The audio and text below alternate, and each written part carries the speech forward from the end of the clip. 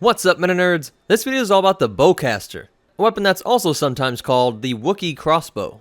It's a pretty unique weapon because it fired a small metal quarrel, an actual metal projectile, instead of just a packet of energy like you might find in a regular blaster. These quarrels were a lot like an oversized explosive bullet, and a typical magazine for a Bowcaster would have 6 to 10 of these quarrels. These two orbs on the side of the Bowcaster work in concert with the trigger mechanism. The cocking spring mechanism of a Bowcaster is said to require so much strength that Wookiees are among the few species in the entire galaxy who are actually able to load this weapon. Once it was cocked back and ready to fire, a simple trigger mechanism would release the quarrel, and these polarizing orbs on each end of the bow would accelerate this explosive bolt forward, but along the way it became encased in plasma energy. This was done by having the quarrel pass through Tabana gas, which was stored in this chamber, on its way down the barrel. This round was effective within 30 meters, and had a maximum range of up to 50 meters. But there are also a bunch of different Bowcaster variants, with one of the most popular being a version that could shoot multiple quarrels at once. But there are also some that just fired pure energy bolts, while others fired solid, non-explosive, ricocheting bolts. But one thing consistent across all different types of Bowcasters was that a lot of Wookiees like to decorate this weapon with markings that showed off what clan they were from. Many Wookiees were capable of creating their own Bowcasters, but an off-worlder would have to pay anywhere from 900 to 1500 credits to get their hands on this awesome weapon.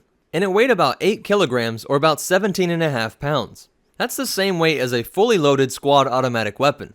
And most were made out of wood, but interestingly, Chewbacca's Bowcaster, which according to records is the most recently built Bowcaster, was built using the frame and power pack from an E11. Chewbacca also upgraded it to have an automatic cocking system, something that the more traditional Bowcasters never included. Well, that's it for the Bowcaster, but you definitely want to hear these cool facts and behind the scenes stuff. Bowcasters are actually based on ancient Wookiee weapons, which originally fired poison darts or arrows. And although Bowcasters were used almost exclusively by Wookiees, there was one very notable exception to this, the bounty hunter Embo.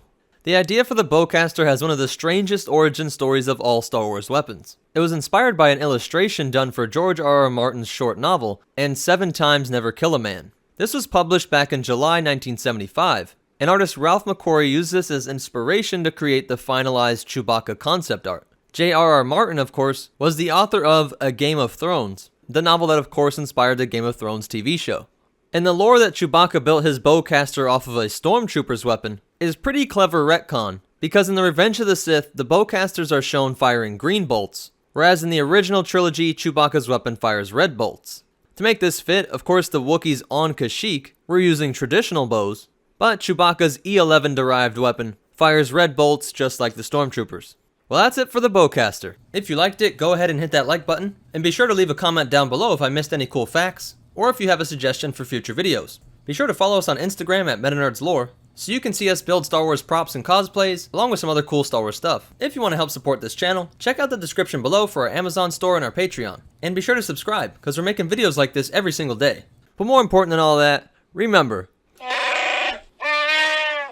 and the Force will be with you, always.